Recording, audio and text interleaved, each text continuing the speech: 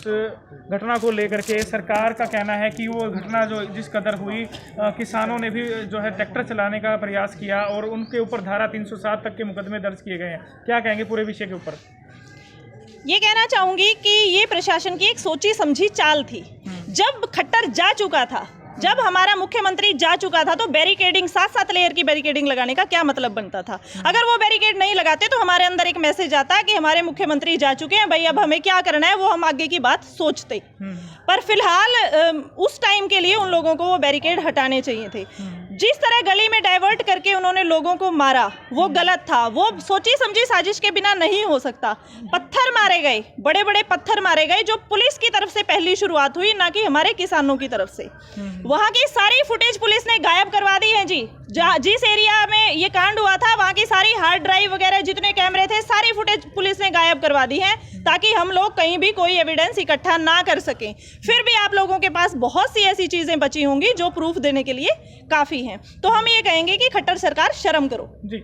जिस तरीके से 16 तारीख की घटना के बाद एक फैसला लिया गया था कि दोनों तरफ से, ना ही पुलिस की तरफ से ना ही किसानों की तरफ से कोई मुकदमा दायर किया जाएगा, उसके बाद ही जो है पुलिस प्रशासन की तरफ से मामले दर्ज कर दिए गए और ये कहा गया कि ऐसा कोई फैसला हुआ ही नहीं। हमने तो ये कहा था कि हमने कहा ही नहीं, पुलिस जैसे कि आईजी साहब ने कहा कि हमने ऐसा कुछ नहीं कहा था। आर्य साहब ने क्या कहेंगे इस विषय के ऊपर?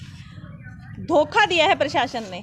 अब तक तो हम सरकार के खिलाफ थे, इस दिन के बाद 16 मई के बाद हम प्रशासन के भी खिलाफ हो गए इस बात से कि उन्होंने हमारे साथ धोखेबाजी की। पूरी टीम थी, उस टीम को बल्कि बाहर आने के बाद ये बोला गया कि आप समझौता क्यों कराए।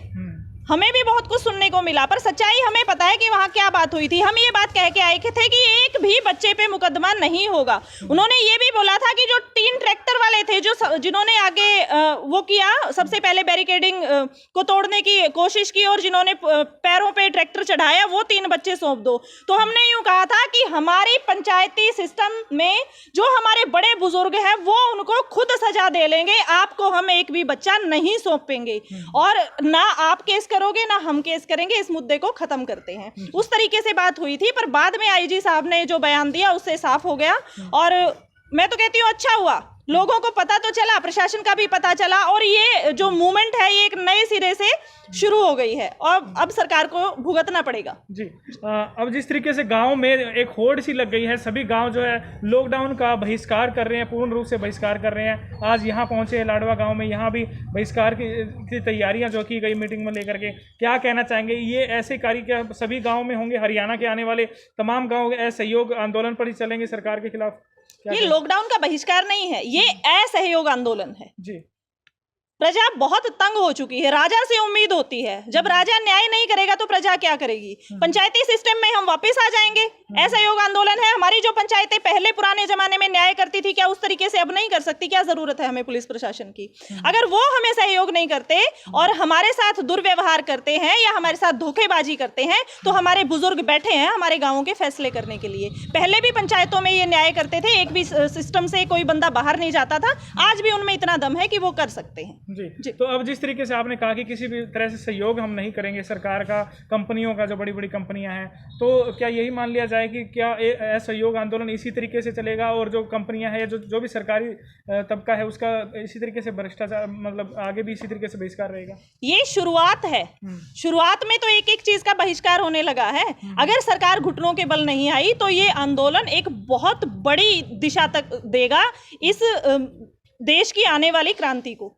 तो यहाँ से क्रांति की शुरुआत हो चुकी है और हिसार एक केंद्र बना है क्रांति को शुरू करने का।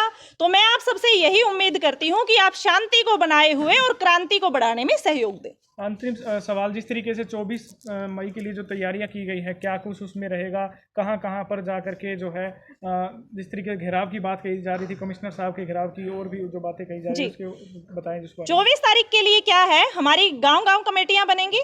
गांव से जो बंदे लीड करेंगे, मान लो 10 बंदों की कमेटी बनाई, वो ही उनको लेके जाएगी। एक जगह पे गाड़ियां पार्क होंगी, फिर हम पैदल मार्च करके और कमिश्नर ऑफिस तक जाएंगे। जो टोलों पे हमारे नुमाइंदे बैठे हुए हैं वो कमेटी बनाएंगे, वही बंदे आगे चलेंगे पीछे दिशा निर्देश देके, और बाकी सब लोग हम उनको फॉलो करेंगे।